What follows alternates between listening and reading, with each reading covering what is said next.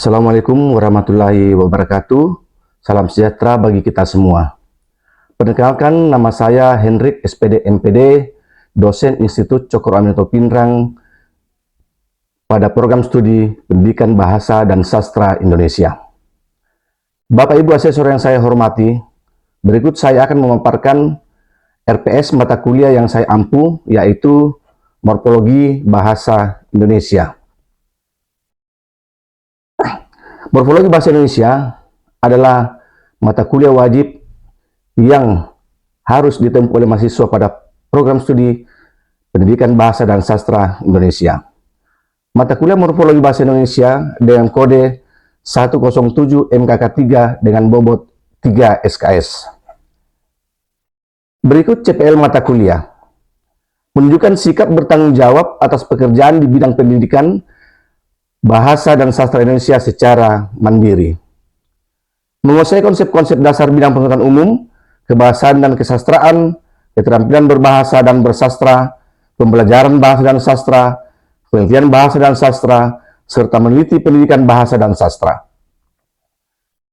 Mampu mengkaji implikasi pengembangan atau implementasi ilmu pengetahuan teknologi yang memperhatikan dan menerapkan nilai humaniora dalam pendidikan bahasa dan sastra Indonesia berdasarkan kaidah, tata cara, dan etika ilmiah dalam rangka menyelesaikan solusi, gagasan, desain, atau kritik terhadap masalah pendidikan bahasa dan sastra Indonesia. CPMK memahami konsep dan proses morfologi secara mandiri, menerapkan konsep dasar morfologi untuk menganalisis kata, keterampilan dalam memilih dan menggunakan kata dalam kegiatan berbahasa. Pembelajaran dilaksanakan dengan menggunakan metode ceramah, tanya jawab, dan diskusi. Berikut deskripsi singkat mata kuliah. Mata kuliah ini membahas tentang konsep morfologi, proses morfologis, analisis morfologis, dan jenis-jenis kata. Materi pembelajaran atau pokok bahasan dalam mata kuliah ini yaitu yang pertama, konsep dasar morfologis. Yang kedua, proses morfologis. Yang ketiga, proses komposisi atau pemajemukan. Yang keempat, analisis morfologis. Yang kelima, jenis-jenis kata. Dan yang keenam, analisis kata berdasarkan kebakuan. Referensi atau daftar pustaka yang kami gunakan dalam materi ini, yang pertama itu Alwi Hasan dan kawan-kawan tahun 2010 dengan buku Tata Bahasa Baku Bahasa Indonesia, Jakarta, penerbit Nilai Pustaka. Yang kedua, Abdul Khair tahun 2002, buku Morfologi Bahasa Indonesia, penerbit Rineka Cipta. Media pembelajaran yang saya gunakan adalah ada dua. Software dengan menggunakan PowerPoint dan hardware menggunakan LCD proyektor. Asesmen atau penilaian dilakukan dengan 3 cara, yaitu UTS, UAS, dan tugas. Bapak Ibu asesor yang saya hormati, berikut saya tampilkan video pembelajaran morfologi bahasa Indonesia. Ya, baik. Assalamualaikum warahmatullahi wabarakatuh. Selamat pagi. Semangat pagi. Semangat. Kita akan memasuki materi kita pada hari ini, yaitu mata kuliah morfologi bahasa Indonesia. Nah, morfologi bahasa Indonesia itu adalah salah satu mata kuliah wajib di prodi bahasa Indonesia. Nah, berbicara tentang morfologi, apa sih morfologi itu? Ya. Nah, kalau penelitian morfologi itu apa? Ya, kalau berbicara tentang morfologi, kita akan berbicara tentang bentuk. Ya, bentuk apa? Itu bentuk kata. Namun sebelumnya kita akan melihat dulu penelitian morfologi menurut pakar. Ini yang sekarang ini adalah penelitian morfologi yang dipaparkan oleh Rangga. Ya, morfologi adalah suatu bagian dari ilmu bahasa yang mempelajari seluruh bentuk kata serta pengaruh perubahan bentuk kata terhadap golongan dan arti kata. Jadi mempelajari bentuk kata dan perubahan kata itu. Ya. Perubahan kata akan mengakibatkan terjadinya golongan dan arti dari kata. Ya, ada atau ya dengan kata lain bahwa morfologi adalah ilmu terkait dengan menentukan kata dan bagaimana produk kata dapat mempengaruhi makna dan klasifikasi kata. Ya, klasifikasi kata yang harus di sini adalah kelas kata. Jadi kata yang terbentuk itu akan berpengaruh juga pada kelas kata yang terbentuk. Ya. Nah, kita lihat dulu satuan-satuan bahasa. Nah, satuan bahasa mulai dari yang terbesar sampai ke kecil ya. Nah, yang pertama itu adalah wacana, kalimat, klausa, dan frasa. Nah, satuan bahasa ini adalah satuan bahasa yang besar. Nah, ini dikaji oleh bahasa yang namanya sintaksis. Ya. Kemudian morfem dan kata adalah satuan bahasa yang kecil ya. Nah, satuan yang terkecil itu adalah apa? Morfem. Nah, morfem dan kata itu adalah dikaji oleh ilmu bahasa yang namanya morfologi. Ya. Nah, morfem itu adalah satuan bahasa yang terkecil yang dikaji oleh morfologi. Nah, satuan bahasa yang terbesarnya itu adalah kata. Ya. Jadi morfem dulu, baru kata. Ya. Ya, setelah ini kita tahu adalah satu bahasa itu adalah kata. Ya, padahal sebelum menjadi kata dia adalah morfem. Ya. Nah, kita lihat, ya, ada tiga bentuk di sini. Ada bentuk sepeda, rumah, jalan. Di samping kata sepeda, ya, ada kata bersepeda, sepeda motor. Ya. Kemudian di samping kata rumah ada perumahan, rumah-rumahan, rumah sakit. Kemudian di samping kata jalan ada berjalan-jalan, jalanan, perjalanan, menjalankan atau dan menjalani. Nah, bisa kita lihat bahwa di dalam bahasa Indonesia itu sangat banyak bentuk kata. Ya. Nah, perubahan kata yang menyebabkan ada perubahan dan arti kata. Nah, sepeda tadi adalah bentuk kata yang terdiri dari satu morfem. Ya, terdiri dari satu morfem. Bersepeda terdiri dari dua morfem, yaitu morfem ber dan morfem sepeda.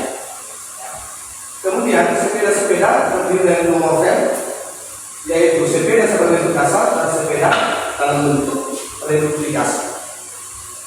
Reduplikasi atau penggunaan. Ya. Nah, kemudian sepeda motor terdiri dari dua morfem, sepeda dan motor. Kita lihat juga di bentuk rumah. Pada kata perumahan terdiri dari dua morfem. Ya. Terdiri dari tiga morfemnya ada per, rumah, dan an. Ya. Kemudian rumah terdiri dari dua morfem, rumah, bentuk dasar dan rumah, bentuk reduplikasi atau bentuk perubahan. Nah, kemudian bentuk jalan berubah menjadi berjalan, terdiri dari dua morfem, kemudian jalanan terdiri dari dua morfem dasar jalan, morfem ber, kemudian morfem dasar jalan dan morfem an. Ya, dan begitu terusnya. Ya. Nah, perubahan bentuk kata ini akan mengakibatkan terjadinya perubahan golongan dan arti kata. Kata sepeda, rumah, dan jalan itu memiliki golongan tersendiri. Ya. Sepeda, rumah, jalan masuk dalam kategori kata yaitu kata benda atau nominal. Nah, dalam bentuk ini, bentuk bersepeda sudah berubah menjadi golongan kata yang lain, yaitu golongan kata verba atau kata kerja. Ya, tadi dari kata benda menjadi kata kerja. Ya. Begitu juga dengan rumah. Ya, bentuk dasarnya ini adalah rumah yang berada pada kategori nominal, ya, atau kata benda. Nah, kalau rumah sakit sudah berubah lagi maknanya. Ini bukan lagi bentuk dasarnya, tapi ini adalah bentuk dari kata majemuk. Nah, kata majemuk itu adalah dua kata lebih yang melahirkan Nah, begitu juga dengan jalan. Jalan adalah kata benda, berjalan adalah kata kerja atau verba. Jadi dalam perubahan bentuk kata itu akan mengakibatkan terjadinya perubahan golongan atau kelas kata tadi dan artinya berubah. Sepeda kata benda artinya berbeda dengan bersepeda, maknanya berbeda. Bersepeda sudah mengandung makna melakukan, ya, atau melakukan kegiatan, ya. Kegiatan apa? Naik sepeda, ya. Baik, lanjut. Ya, sebenarnya ada yang bertanya. So, saya ulang dulu ya bahwa bersepeda tadi terdiri dari dua morfem ya. Morfem itu adalah morfem namanya morfem prefiks ya. Kemudian sepeda itu adalah morfem dasar ya. Nah, di sini ada dua morfem, satu morfem bebas, satu morfem terikat. Morfem bebas itu adalah sepeda dan morfem terikatnya adalah sebagai morfem prefiks. Nah, kalau di sini misalnya jalan ya, pada bentuk jalan, bentuk dasarnya jalan berubah menjadi jalan, di sini ada dua morfem, yaitu morfem dasar jalan, morfem sufiks ya. Jadi Anda sudah bisa mengetahui bahwa bentuk kata ini terdiri dari beberapa morfem. Apakah ada satu, apakah ada dua? Kalau mau tahu harus lihat dasarnya, dasarnya apa ya. Sebelum saya lanjut ke morfem, ada yang mau tanyakan tentang kembali ini? Ya, silakan. Baik, terima kasih atas perkenalkan. Perkenalkan, nama saya Aulia Sita.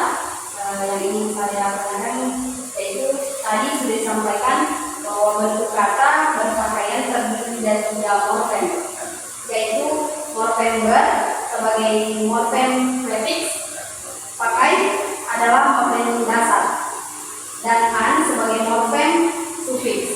Mau dijelaskan Pak, apa yang dimaksud dengan prefiks dan sufiks tadi? Terima kasih. Ya, pertanyaan yang sangat bagus ya. Tadi saya katakan bahwa ada namanya morfem prefiks, ada namanya morfem sufiks. Prefiks dan sufiks itu masuk dalam kategori afiks. Ya, afiks itu yang sering kita istilahkan, yang kita ketahui dengan istilah atau dengan nama imbuhan. Ya, imbuhan itu ada namanya awalan. Awalan itu yang namanya prefiks. Kemudian ada namanya sisipan atau infiks. Ada namanya sufiks atau akhiran. Nah, sufiks yang saya katakan itu adalah akhiran. Contoh misalnya kata jalanan, ya, an itu adalah sufiks atau akhiran. Ya. Kemudian ada lagi satu yang namanya konfiks. Konfiks itu adalah imbuhan terbelah. Imbuhan terbelah itu artinya imbuhan yang memungkinkan untuk disisipi oleh morfem lain. Ya. Jadi di tengahnya itu bisa dimasukkan oleh morfem lain. Misalnya ya, perumahan. Ya. Terdiri dari morfem ya, ter-an, ya. Morfem ter-an. Ini adalah konfiks ter-an. Disisipi di tengahnya oleh rumah. Dia menjadi perumahan. Ya. Oke. Paham? Baik. Lanjut ke morfem. Ya. Nah, apa yang maksud dengan morfem? Ya. Morfem adalah satuan gramatikal kecil yang memiliki makna. Satuan gramatikal itu artinya satuan bahasa. Ya, satuan bahasa kecil. Ya, jadi tidak ada lagi di bawahnya, kata terkecil. Ya, dan kata terkecil artinya satuan-satuan tidak dapat dianalisis menjadi lebih kecil lagi tanpa merusak maknanya.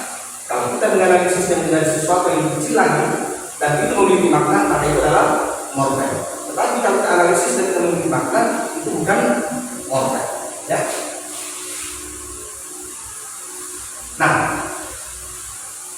kita lihat bentuk membeli, ya. Membeli terdiri dari 2 morfem, yaitu morfem me dan morfem beli. Nah, jika morfem beli kita harus menjadi lebih kecil lagi, maka kita mendapatkan istilah seperti ini: be dan li. Ada 2 silabi, ya, yaitu be dan li. Nah, be dan li keduanya itu jelas tidak memiliki makna apa-apa. Ya. Nah,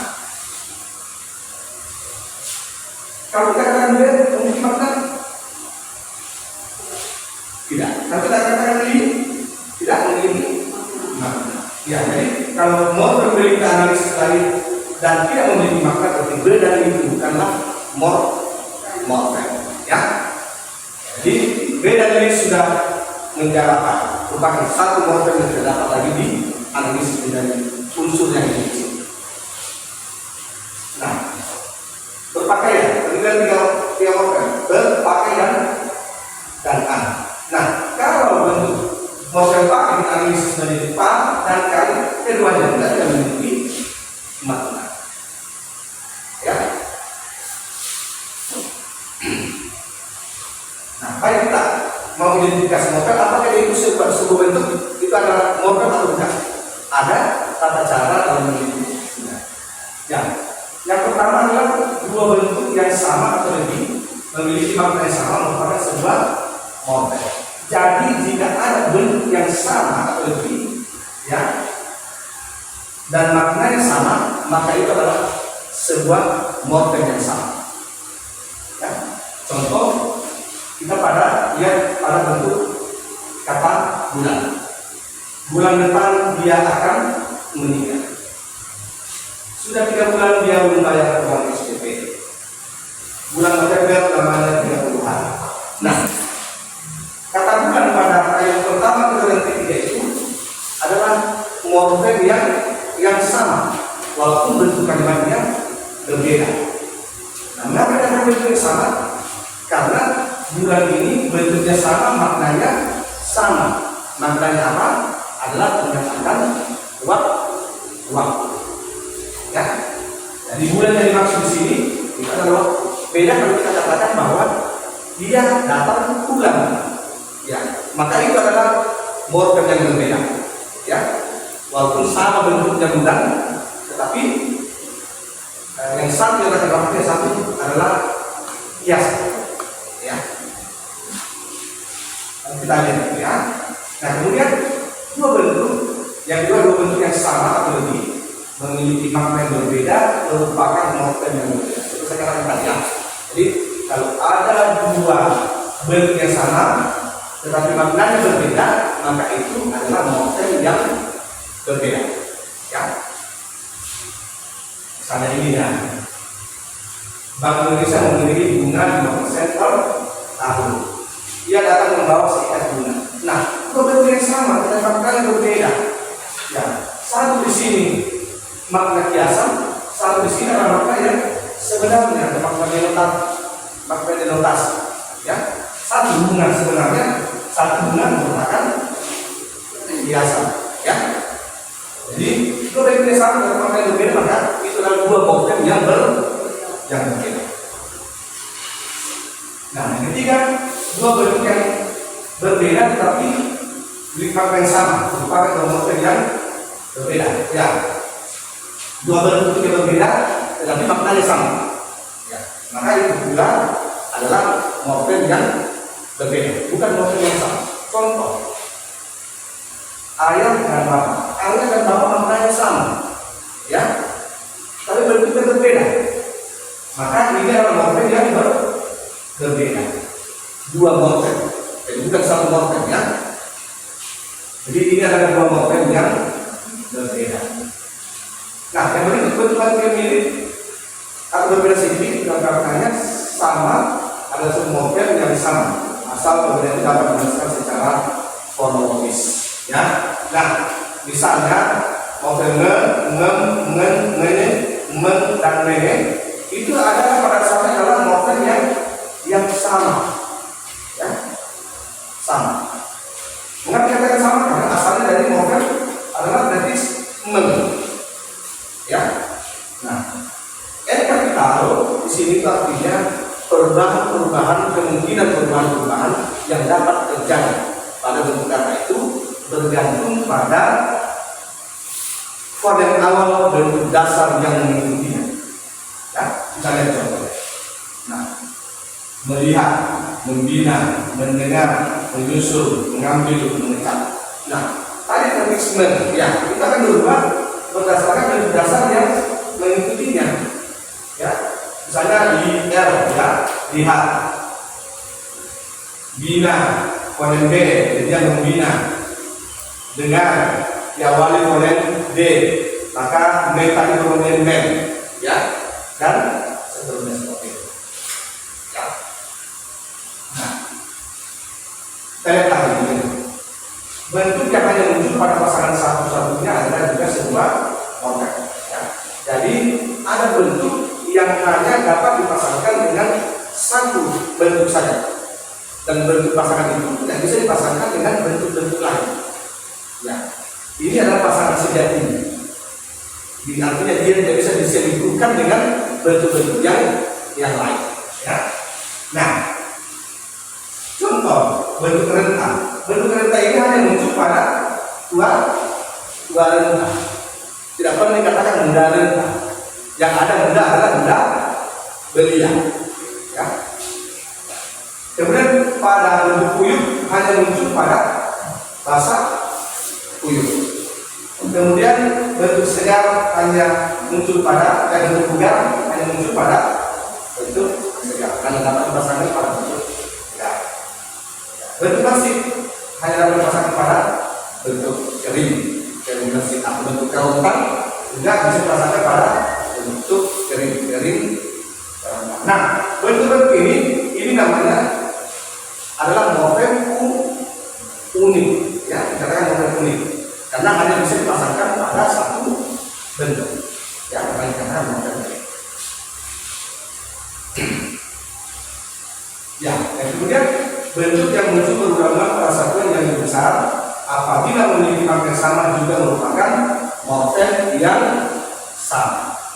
Jadi morfem tadi itu adalah satuan yang kecil, tapi ketika morfem itu muncul pada satuan yang lebih besar, apakah kata atau apa, jika dia muncul berulang-ulang pada bentuk itu, maka itu juga adalah morfem yang sama. Ya, ya. Pada bentuk ini morfem apa yang muncul berulang-ulang? Adalah morfem baca. Morfem baca adalah sebuah morfem satu yang terkecil, ya. Nah, muncul pada bentuk yang lebih besar, membaca, terbaca. Nah, morfem baca pada setiap bentuk ini adalah morfem yang sah, yaitu morfem baca. Ya, dipaham? Nah, oke. Sebelum kita masuk ke morf dan almorf, ada yang ingin ditanyakan? Ya, silakan.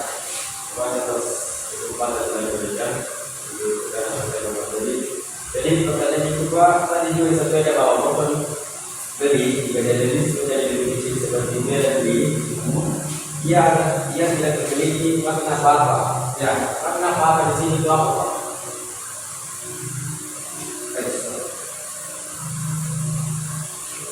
Ya, morfem B dan lipat itu jika dialis menjadi satu yang lebih kecil lagi, bentuk yang lebih kecil lagi, maka B dan itu tidak memiliki makna apa-apa, ya. Nah, maksud dari kata itu tidak memiliki makna apa-apa adalah bahwa B dan yang kita analisis tadi dari morfem B ini artinya bahwa B dan itu tidak memiliki makna apakah dia makna gramatikal secara gramatikal ataukah secara leksikal. Ya, secara gramatikal artinya makna itu muncul ketika dia bergabung pada struktur bahasa yang lebih besar, apakah bentuk frase, klausa atau kalimat. Nah, B dan D tadi itu tidak memiliki makna leksikal, artinya makna yang tertuang di dalam kamus. Ya, atau tidak memiliki makna yang sebenarnya. Ya, kalau kita mencari kamus, B dan itu tidak memiliki makna. Ya, artinya berarti dia tidak memiliki makna gramatikal dan makna leksikal tadi. Jadi tidak memiliki makna apa yang dimaksud adalah tidak memiliki makna baik secara gramatikal maupun secara leksikal. Ya, itu maksudnya. Ya, baik, kalian bertanya. Kita masuk ke morf dan almorf. Ya. Nah, morfem itu sebenarnya adalah barang abstrak, ya, yang hanya ada dalam konsep. Ya, jadi dia masih berupa konsep, bukan yang sebenarnya, ya, bukan yang real, tetapi yang real yang kita gunakan dalam setiap kali pertunjukan adalah aktivitas berbicara itu yang namanya Allah. Ya. Nah, Allah itu merupakan ilustrasi atau variasi dari morfem. Ya, karena morfem merupakan satu kata yang tidak bisa dipanggil ketika nanti. Sedangkan morf merupakan bentuk dari masing-masing Allah. Ya, lebih jelasnya kita lihat tadi contohnya. Kalau ini sebuah morfem lainnya memiliki sebuah Allah. Ya, katakanlah pada umumnya ya. Katakanlah morfem kuda. Alomorfnya itu adalah satu kuda. Morfem baja. Alomorfnya berapa? Satu baja. Ya. Tetapi ada juga morfem yang memiliki alomorf lebih dari satu. Ya. Ya. Kita lihat. Nah, misalnya morfem ber. Morfem ber itu alomorfnya adalah ber, dan ber. Ya. Ber berubah menjadi ber, dan ber. Nah, di sini yang agak unik ya. Ber hanya bisa berubah menjadi ber jika bertemu dengan bentuk dasar ajar. Ya. Tidak bisa berubah menjadi ber dengan bertemu dengan bentuk-bentuk yang lain kecuali bentuk ajar. Ya. Nah, ini namanya dari keseluruhan ini namanya alomorf. Ya. Setiap anggota ini namanya morf. Ya. Jadi ber dan ber itu adalah morf. Kalau keseluruhannya ini namanya alomorf. Ya. Kita lihat lagi contohnya. Morfem meng. Ini dari banyak lain punya alomorf. Ada 6 alomorf. Ya. Nah, yaitu meng sampai ini ya. Nah, adalah morf, adalah morf, adalah morf, adalah morf, adalah morf, adalah morf. Dan keseluruhan ini dikatakan alomorf. Ya. Oke? Ya. Jadi sudah paham tentang morf dan alomorf. Ya. Yang di dalam pertuturan kita adalah alomorf. Ya, materi kita sudah selesai sampai di sini pertemuan ini. Nanti kita lanjut pertemuan berikutnya. Nah, untuk itu saya ucapkan terima kasih dan sampai jumpa pada pertemuan berikutnya. Assalamualaikum warahmatullahi wabarakatuh. Waalaikumsalam.